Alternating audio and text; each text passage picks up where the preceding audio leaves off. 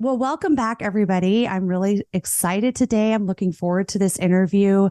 I have with me Nathan Reynolds, who I've been wanting this interview for so long, Nathan. I've been persistent, and he is going to share his story about really surviving and leaving his family bloodline empire behind and what that looks like. So thanks for coming on the show. I want you to just take it away and share with the listeners your story. Thank you so much for having me on, Amy. Yeah. It's been a wild journey to get to a place where I'm even pursuing sharing my story.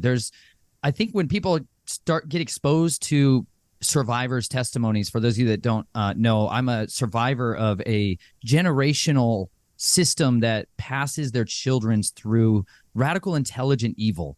And I say that specifically because it's not necessarily always the humans that are the intelligent side of the equation. They tend to be the ones that are just most subtly beguiled into this, that have been deceived into doing wickedness on the earth. And the type of wickedness that I was raised in was a family of hypocrisy, a family of duplicitousness, where on one side they ran their lives in a religious fashion, Catholic and Christian fashion. And so on the surface, we seem to be raised in a normal, lower middle class Christian home. But underneath the surface, behind that, there was a willingness to send myself, my family members, pass me into this underground world where ritualistic abuse and manipulation and destruction of children is the currency to play in their sporting kingdom. And so my family had this passionate desire to pursue power and hold on to power, even when the cost for doing so was the lives of their children, the innocence of their children. And so I grew up in an area called Flagstaff, Arizona. And when I was young, my family got coerced back into a world that they had, in some senses, broken free from. They became authentically devoted believers and followers of the scriptures. However, the temptation when you get thrown into total poverty, when you lose all of your access to friends and family and relationships, the temptation gets drawn in that if you just give us one of your children, you can have access back to the phone book, to the directory of the phone numbers that you can call and pick it up, and whatever you need is going to be provided for you. Right. So my family was willing to do that. And the way that happened is they would give me over almost like a legal guardianship to my grandfather, who is a Fourth Order Knights of Columbus, a man who has devoted himself to walking in iniquity. Iniquity is a word that you hear in the scriptures and you're like, what the heck does that mean? It's like sin is transgression of the Torah, of the law. But when you continue to break that, you get into this state of transgression, which is like rebellion. You're just hardening yourself off and you're embracing that. But iniquity is fully embracing the evil. And what it literally does is it physiologically changes you at the DNA level. It alters your genetics. It changes you epigenetically. That means like the changes that happen within you mentally, emotionally, spiritually, sexually, psychologically get passed on to your children, to the third and fourth generations. And what that means is that people embrace that, and then they keep cultivating that in their children. And my great grandfather on my dad's side and my grandfather on my mother's side were both fully committed to that. They have embraced this path of darkness, and they found by walking in this iniquity that it's like a power source that they could plug into, like a battery that would fuel their empire building. And so he built an empire in a city called Lake Havasu City, Arizona, where they designed this city in the middle of the desert, place where it's like literally on the boundary zones of where Death Valley really begins in Arizona and California. It has the Colorado River coming there. And they dammed this up, and they created a party city for retirees that they could have access to children on a regular basis to facilitate child sex crimes, child exploitation rings. And the individual who founded this, a guy named McCulloch, he literally stated that this was so that he could do mind control experiments, MK experiments, there in the desert. It was a former United States military Army Air Base. The Air Force didn't exist back during World War II. It was the Army Air Force, Army Air Bases. And this was an air base that was created out there in the desert. So planes that were flying across the desert, if they got in trouble, they could stop there. But he purchased this land, and he purchased the London Bridge, the literal London Bridge from Lake Havasu City, in Lake Havasu City, Arizona, had it brought over from the Thames River in London, and created a sovereign city-state for the city of London. The city of London is not a part of England, not a part of Great Britain, just like Washington, D.C. has the District of Columbia, which is not part of the United States. It's a sovereign territory of itself. There's a third empire city, which is the Vatican, which is in Rome, but it's not Rome. And so these are the three sovereign city-states that really empires that run the world. They created a sovereign legal territory there at Lake Havasu City, Arizona, so that they could have no legal recourse whatsoever when people wanted to engage in child trafficking, pedophilia, incest, and this abasement of children. And that's why they utilized this building, the London Bridge, where they used to entomb children, sacrifice children, and put them inside the walls of the building of the facade stones to hold the bridge up. This is why they sing that song.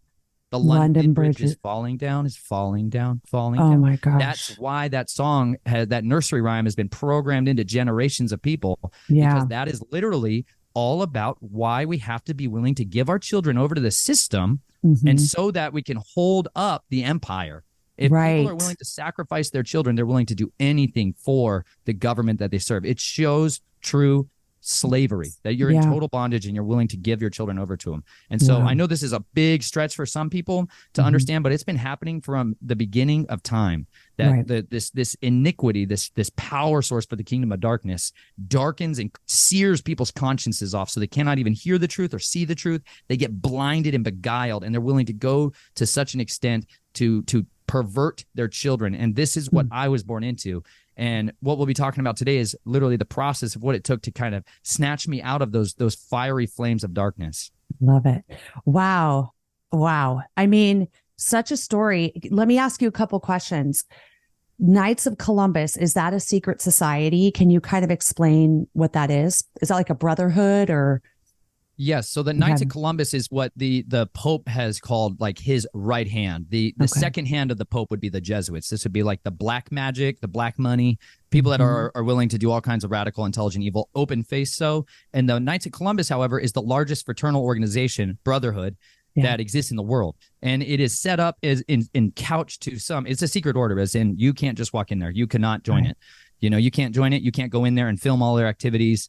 Technically, you can't go in there and participate in it unless you are brought into the system. So yes, it's a closed society, a secret society. The oaths that they swear, that the allegiances that they swear supersede that of the governments or the nationalities or the clauses that they have here. So if you're a member of the United States military and you swear a secrecy clause, your oath that you swear for the Knights of Columbus supersedes that, which is why the greatest tragedy that ever occurred in the United States is allowing people that swear these other oaths to hold any positions of power, governing, or authority. Anybody that swears these oaths, like Freemasonic societies or people that are Daughters of the Eastern Star, they swear these oaths, and they are literally swearing to protect other brothers or other sisters in these organizations, even in fact of willing to pervert the laws of justice to cover up crimes for their brothers or sisters. And so this is what the Knights of Columbus operates as. They kind of couch it as an insurance group, like almost like a network marketing version of an insurance agency that we kind of protect each other and help each other out. And so most people that are brought into the first order, the second order, that's kind of the experience that they get. But the oaths they swear are seriously corrupt. And what happens is within the Knights of Columbus, you have a giant finders group that operates within there that looks for people that are willing to compromise, because compromise is the currency of the kingdom of darkness. If you can get people to compromise on the little things, what you can do is wage what's called a Fabian war, which is like, people have heard this, maybe this phrase, Fabian socialist society. This idea comes from one of the generals of Rome that was trying to fight and contend against Africans that were coming in and invading the Roman Empire and trying to control the Mediterranean. And they were losing these wars. And so they wanted some way to fight back. And this guy, Fabian, he utilized the tactic of a war of attrition, meaning you don't ever engage in massive direct battle because you're going to lose. So instead, he destroyed supply chains. He would disrupt their little communications tactics. He would come in and destroy their army when they're in camp over here, but he wouldn't ever get in that direct conflict. And he just slowly picked at them. You know, it's like death by 1,000 cuts is a way of saying it another way, that you come in and just slowly, continually harass and wage a guerrilla war against your enemy. That's a Fabian. These people, literally like the Fabian Society over in London, they have, for their logo, is the wolf in sheep's clothing. And this is like the idea that they're willing to put on a cloak of innocence, but underneath the surface, they're slowly devouring the flock. And that's really what the Knights of Columbus was set up to do, so that as they find people who are willing to compromise, we can recruit them and bring them into a different set of rules, a different set of order, so that they can be the handlers over these other brothers, whereas these ones are kind of the innocent, blinded ones that we use to enact our will. Right. Wow. And you think about it, you mentioned the Finders. Is that associated with the Finders cult that was exposed in government documents? That was an underground pedophile ring? Or is that just what you labeled it as? So that the Finders cult that was exposed back in the 1960s, early 70s. Yeah. That is as a textbook example of the type of thing that I'm describing. But what I'm using the word finders to describe is people whose job it is. They'd be like your recruiters. If you were a corporation, you'd have your recruiters whose job it is, or headhunters, they call them in business, who go around and find people with specific talents to fill positions that are needed within the network or the family. Those are what I mean by Finders Club. They exist within many of these open societies or closed societies. So you got finders when you go into the United States Army, you go into the Air Force, you have finders that are in positions of power and authority within there at various ranks and levels to find people that would be able to fit into this role that they could use for this. This is like how the CIA recruits spies, that they're spies, and how they make people double agents. It's a way of manipulating people and preying on their innate talents and abilities just to use them. Wow. It's so organized. And, you know, I mean, when you think about it, it's like all these different levels of organization that they've had to do to recruit and all these sorts of things. It's fascinating. One more question before you move on. And maybe this is an obvious question, but maybe you can help explain a little bit to our listeners, is why the children? Is it just for experimentation? Is it kind of this idea of passing the children through the fire like we read about in the Old Testament? What is this fascination with the children, the innocence? So there's two main components to it. Okay. There is no one really fully matures in this life. Like, let's just be super transparent. Okay. Yeah. But what happens is over the course of life, we change physiologically from a form of biological innocence. Like you said, we can be highly impressionable early on in life. It's like the clay that can be easily molded versus the clay that's been fire hardened and turned into ceramics. Yeah. And this is what adults become. If any of you have tried to come and bring this kind of information to people and they're so hardened to it that they cannot even hear it, they cannot even listen to it, it's because they physiologically have lost what's called neuroplasticity. Their brains and their ability to take in new information have been so conditioned in a way of a pattern of thinking that they cannot entertain an idea at the same time, hold it in their head, and then analyze the information that you're bringing to them and then make a decision on it. It's like in the scriptures, they say it a better way, which is that he who decides a matter before he hears it out is a fool. Okay. Right. He just calls you a fool. Yeah. That's really what they've designed, a society of fools, people that have no capacity to think logically, to understand how logic, grammar, and rhetoric are utilized to wage this war against them. Instead, they just listen to people that are sophists, people that are sophisticated, people that use rhetoric to design arguments that leads people away from the truth, but engineers a society that is in their image and conforms to their desires. And so children have this innate ability to be manipulated in an evil side of it, to be beguiled and tricked in very, very easily. You can trick a 6 and 7-year-old into thinking things that are happening around them have a more imaginary, theatrical experience than they really do. You can beguile them much more easily. And on the physical side, on the spiritual side of things, their innocence is a pure form of power. They have a spiritual power that is much more pure, if you want to defile it. And this is what you see from the beginning. When Abel's blood was spilled, when the first person's blood was spilled on the earth, it cried out forever, day and night, that this blood, it says the earth opened its mouth to receive his blood, and that blood cried out. And every innocent blood that has ever been spilled on this earth is always crying out, demanding justice. It cries out, requiring justice to come. Now, the kingdom of darkness has used that as the greatest power source. Like one of their grand magicians, a guy by the name of Aleister Crowley, wrote in his version of the Bible, this beastly Bible, that the purest form of sacrifice is a boy, blonde-haired, blue-eyed boy under the age of 9 years old. This is the best to use and abuse in this form of bestiality. I mean, it's truly to worship this beast and get this power source from him. And so the innocence that children have is so critical to be guarded and protected. It's the antithesis. This kingdom is the antithesis of that which the chief shepherd, Yeshua, our Messiah, he has this guardianship, this desire to guard his flock, that no one can snatch him out of his hand, that the Father says he can write our names in his hand and no one can take them from him. So he is a fierce and fiery, protective father. That's what we are supposed to be like. We're supposed to have a society of men who fiercely guard and protect their children and the innocents around them, so that they know that that's a house of refuge, that those people look after people, that they do not use people and abuse them and just throw them away. But we have engineered a society that takes our children at the earliest times of their life and give them away to other people to raise them, shove them in daycare, shove them in kindergarten, shove them in preschool, shove them in all of these sports and training. You hand your children off over and over and over. You give them away. This is how you give them your power, because our children are supposed to be raised up in the image of righteousness. They're supposed to be raised up to know morality, to know how to do life skills. And instead we put them in a system to intentionally dumb them down and make them good servants of this beast. Yeah. Wow. You explain it so well. And I love it because you're defining these things in a way that makes it understandable. And, and it seems like what you're saying is, there is a physical aspect to it, right? It's the blood is shed, but there's also this spiritual aspect to it. And I think that that's a real big part of your story as well that you're going to share with us, is this spiritual component of what's going on here, these familiar spirits, these principalities that are working through these people. So continue on. We want to hear more of your story.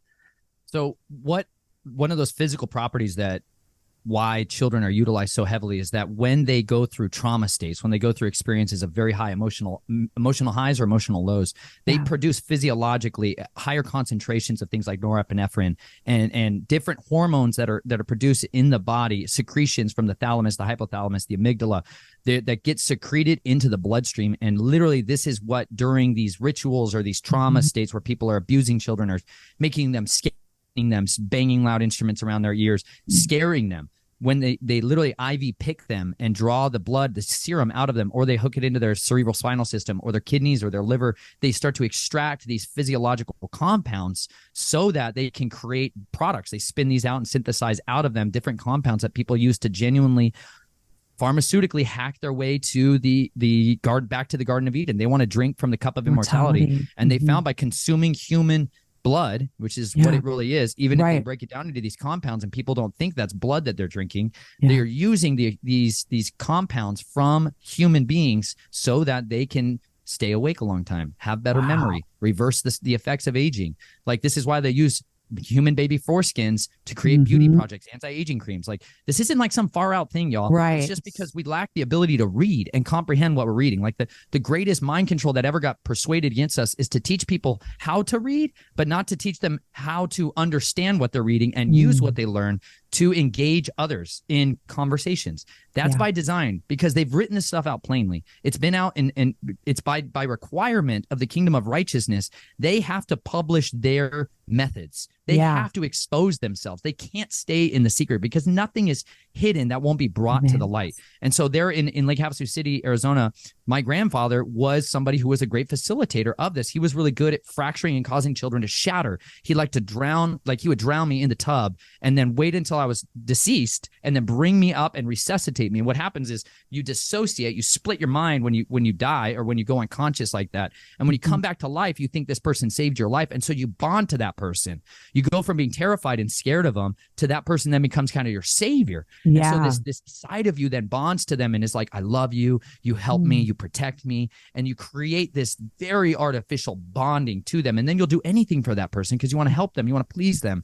And so he would then take me around and have me participate in pedophilia, being raped and sodomized by other members within the brotherhood, who then he would film and document so he could blackmail those people and control them later on as they got into positions of power or as in jobs and business deals or any other time.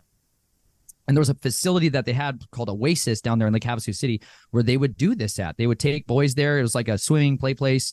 And, guys could get naked with baby boys and young men, and they could all do whatever they wanted back there. And they had a little area underneath there where they would literally extract this stuff out of the children and sell it like a product. It's cattle product, and distribute it out to Las Vegas and Orange County and out into Phoenix. And it was the distribution hub for the human products of this empire. Wow. That is, you're right. It's almost like hurts your mind to even think that this stuff is happening, but it literally is in plain sight. It's just, do we have the eyes to see and the ears to hear, right? Like, are we looking at this and critically saying, hey, this isn't conspiracy theory. This is really happening. And you're sitting here telling us that it has happened. And so really what you're saying is this kind of what society has been calling this adrenochrome. Is that that similar name? Well, people, I think it's just become kind of a popularized term to describe, Yeah. yes, these adrenal compounds that are being used like this. Some of them are more silvery, like it looks Yeah. like almost like a silvery ink that comes Yeah. out in different extracts. But yes, I've witnessed with my eyes people that drink these compounds and it looks like they lose years off their life. The wrinkles go away. They look like the fountain of youth. And I mean, this is why the cosmetic industry exists, is to beguile people into changing their physical, natural state and appearance, and to try to remove the consequences of doing terrible things to your body and not treating yourself well, not eating the way you're supposed to, not living the way you're supposed to. Like it says in the scripture, like when we walk in ways that are pleasing before him, like he makes our enemies to be at peace with us. Like when we have stress and tension and anxiety and duplicitousness in our soul, it literally shows up in our physical body. Our body demonstrates what's going on the inside. Our skin is the biggest organ of our body. And so when you see this toxic exposure on people's skin, it's because that is the last line of defense. It's supposed to be their first line of defense, but now their body is literally trying to get rid of it out through their very skin. And so this is like trying to circumnavigate the consequences of their sin, of their curses, of they're reaping what they sowed, and they're trying to then cover it up because now they have the power and they have the wealth and they have the control, but then they're losing their life, which is what you get from the kingdom of darkness. The enemy is a liar and the father of lies. And so when you embrace what he gives you as what you think is truth, and then you reap at the end of it death, which is all you get in that kingdom, then they try to hold on to power as opposed to surrendering it, confessing their freed from that and going and living in a way of contrary to that and being set free. They choose to hold on to their bondage. Right. Wow. I always wondered why some of these kind of politicians and royals and stuff always lived for so long. You think they're like 98 years old and they're still alive, jumping out of airplanes. The heck is going on?